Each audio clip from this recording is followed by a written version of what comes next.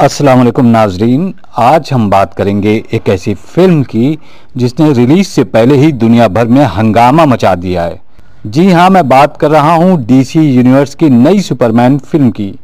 ये सिर्फ एक सुपर हीरो फिल्म नहीं है, बल्कि ये एक सियासी बयानिया बन चुकी है जिस पर इल्ज़ामात लग रहे हैं कि ये इसराइल की फ़लस्तीन में बर्बरियत को दिखा रही है। आखिर क्या है इस फिल्म की हकीकत? सुपरमैन इसमें क्या किरदार अदा कर रहा है और ये सारा तनाज़ा क्यों खड़ा हुआ है? आइए जानते हैं। तो सबसे पहले बात करते हैं इस फिल्म की और इसके पीछे मौजूद हस्ती की, यानी हिदायतकार जेम्स गन की। जेम्स गन, जिन्हें मार्वल के गार्डियंस ऑफ द गैलेक्सी और डीसी की द सुसाइड स्क्वाड जैसी कामयाब फिल्मों के लिए जाना जाता है, अब डीसी यूनिवर्स के नए हेड भी हैं। उनसे तवक्कात भी बहुत ज़्यादा हैं। ये नई सुपरमैन फिल्म उनकी निगरानी में बनने वाली पहली बड़ी फिल्म है। अब आते हैं इस फिल्म के प्लॉट की तरफ, जो तमाम तनाज़े की जड़ है। बुनियादी तौर पर फिल्म में सुपरमैन की असल कहानी को नए सिरे से बयान किया गया है। वो अपनी ताकतों को समझता है, इंसानों के साथ अपने ताल्लुक को जानता है और ये सीखता है कि एक हीरो के तौर पर उसे क्या करना चाहिए। लेकिन कहानी में एक अहम मोड़ यह है कि इसमें दो ख्याली ममालिक के दरमियान एक शदीद तनाज़ा दिखाया गया है। फिल्म में एक अमीर सफ़ेद फाम और ताकतवर फौजी ताकत रखने वाला मुल्क है जिसका नाम है बोरोविया। इसे अमेरिका की हिमायत हासिल है।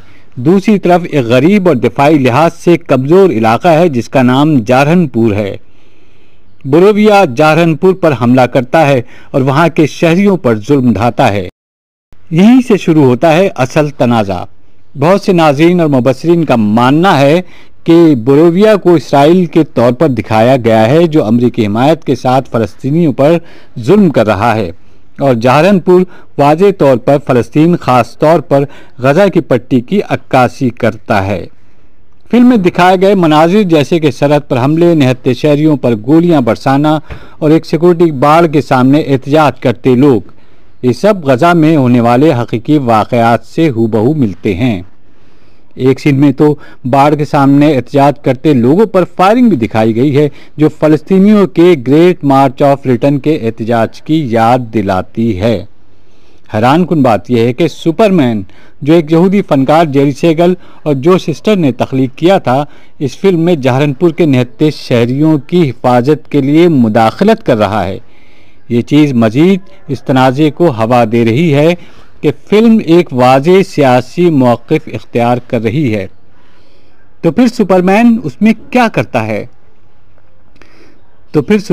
इसमें क्या करता है? फिल्म में सुपरमैन को एक ऐसा हीरो दिखाया गया है जो सिर्फ ताकत का मुजाहरा नहीं करता, बल्कि अखलाकियात और इंसाफ के लिए खड़ा होता है। वो इंसानियत की बुनियाद पर जारहनपुर के मजलूमों की मदद करता है और एक ताकतवर मुल्क के मजालिम के खिलाफ खड़ा होता है। वो किसी सियासी या हुकूमती दबाव में आए बगैर अपने ज़मीर की आवाज़ पर अमल करता है। फिल्म का बुनियादी पैगाम यह है कि ताकत का इस्तेमाल इंसाफ और अखलाकियात के लिए होना चाहिए, न कि जुल्म और तसल्लुत के लिए।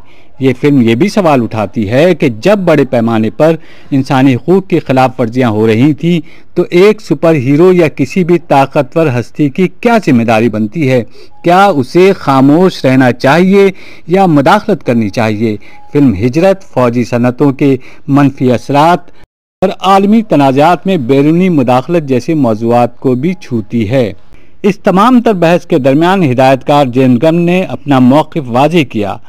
जेम्स गन ने कहा कि फिल्म का स्क्रिप्ट मौजूदा इसराइल गज़ा तनाज़े से बहुत पहले लिखा गया था और ये कहानी मुकम्मल तौर पर ख्याली है। उनका कहना है कि ये ना तो इसराइल पर कोई बराह रास्त तबसरा है और ना ही फ़लस्तीन पर। उन्होंने कहा कि फिल्म में सियासत और अखलाकियात के मौज़ूआत को उजागर किया गया है और सुपरमैन को एक महाजिर के तौर पर पेश किया गया है। लेकिन सोशल मीडिया और तजियाकारों में उसकी इस तरदीद को ज़्यादा पजीराई नहीं मिली। बहुत से लोग ये मानते हैं कि चाहे इरादा कुछ भी हो, फिल्म के मनाजिर और कहानी इतनी वाज़े तौर पर हकीकी तनाज़े से मुशाबिहत रखती है कि इसे महज इत्तेफाक करार देना मुश्किल है। फिल्म के एक डायलॉग में सुपरमैन कहता है, ताकत सिर्फ तोड़ने के लिए नहीं होती, इसे बनाने, बचाने और इंसाफ कायम करने के लिए इस्तेमाल किया जाना चाहिए।